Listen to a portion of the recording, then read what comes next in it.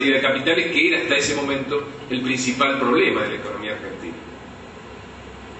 ¿Cuál es el razonamiento de los agentes económicos? Que en el peor de los casos hay que esperar hasta el 2011 para que la Argentina adopte una política más parecida a la de aquellos países de la región que les va bien, ¿no? Hablamos de Chile, de Brasil, de Colombia, de Perú, de Uruguay. Y que se aleje un poco más de aquellos países que no les va tan bien, como Venezuela, como Bolivia, como Ecuador. Efectivamente, muchos empresarios piensan que hay que aguantar solo un par de años, o quizá un poco menos, si se adelantan las elecciones. Estos empresarios piensan también que lo que viene es necesariamente mejor, porque las condiciones externas favorables van a seguir, y que en este contexto no hay que malvender activos ni hay que salirse de los negocios. Y paradójicamente esta mezcla de parche, suerte, esperanza en un clima político mejor en el mediano plazo constituye una suerte de ansiolítico que permite pasar un poco mejor estos 2 años que faltan. Permiten atravesar con más calma, si se quiere, lo que resta de una política económica que tiene un modelo que evidentemente está agotado. Es por eso que, como les decía al principio,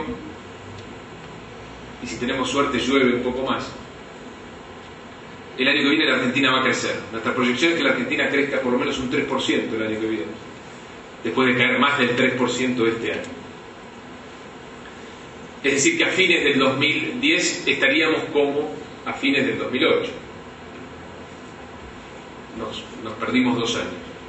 Sin embargo, también tenemos proyecciones de inflación que son obviamente muy superiores a la del gobierno nacional. Piensen que el gobierno nacional proyecta en el presupuesto una inflación de poco más del 6% para el 2010. Nosotros tenemos una inflación del 18%, que te explica la estimación oficial, una del 15% para este año. Y evidentemente es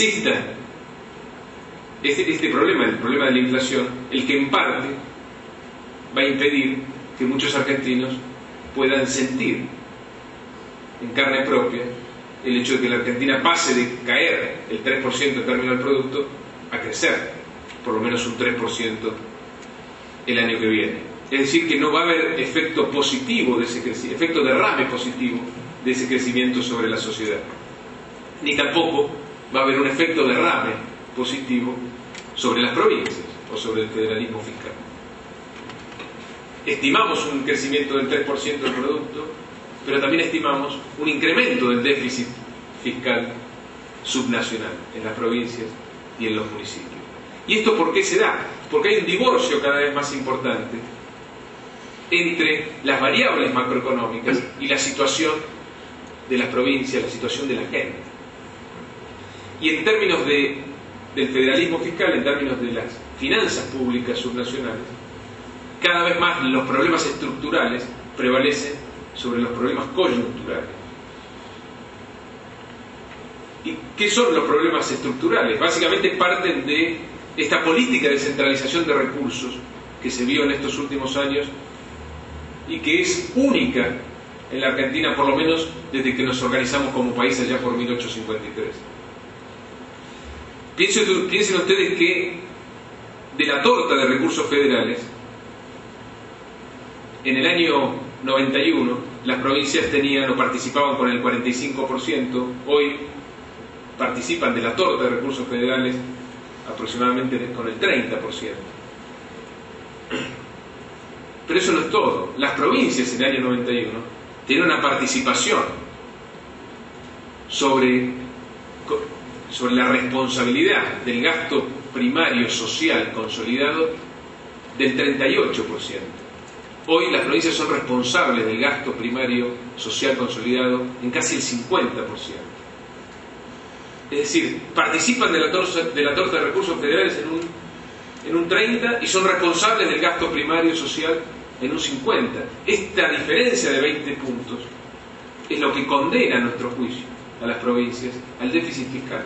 A la corta o a la larga, si esto no se modifica estructuralmente, todas las provincias van a estar peor cada vez peor en términos fiscales.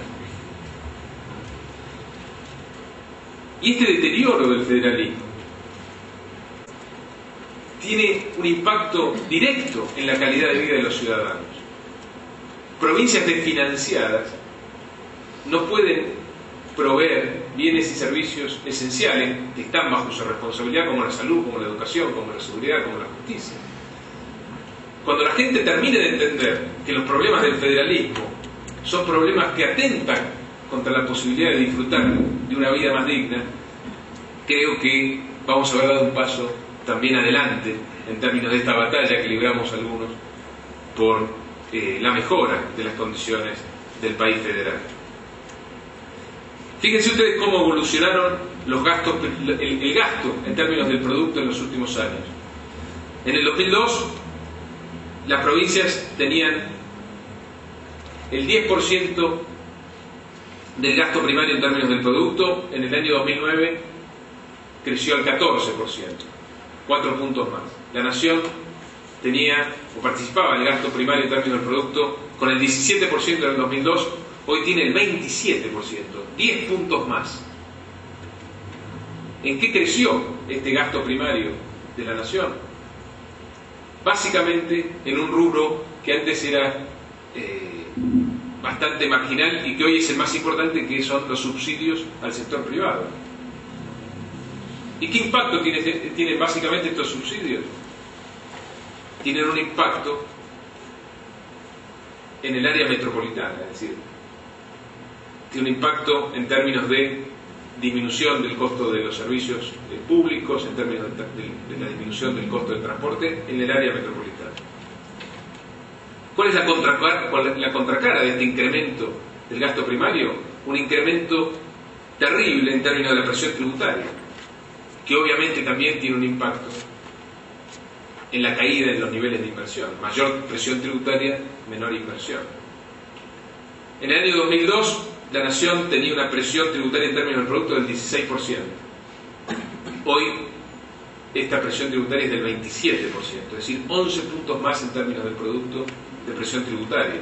Las provincias, sin embargo, que tenían una presión tributaria de 3,5% en términos del producto, hoy solamente se pudieron incrementarla al 4,5%, es decir, un punto porcentual. ¿Por qué? Porque, como se dijo acá, la nación acapara toda la base imponible, no deja resquicios para las provincias, para los municipios en términos de base imponible. Y de hecho, este incremento de la presión tributaria llevó a que la Argentina tenga hoy una presión tributaria como los países del primer mundo, como los países de Europa, superior al 35% en términos del producto, con bienes públicos más parecidos a los del continente africano. Evidentemente, toda esta situación, todo este panorama, nos obliga a reformular el federalismo fiscal en la Argentina. Y enseguida, cuando uno habla de federalismo fiscal, menciona el tema de la coparticipación, y yo creo que eso también es una trampa. La coparticipación, o la ley de coparticipación, no podemos dejar todo esto supeditado a la ley de coparticipación, entre otras cosas porque es muy difícil tener una nueva ley de coparticipación. Creo que ahí también hubo un error en los constitucionalistas de la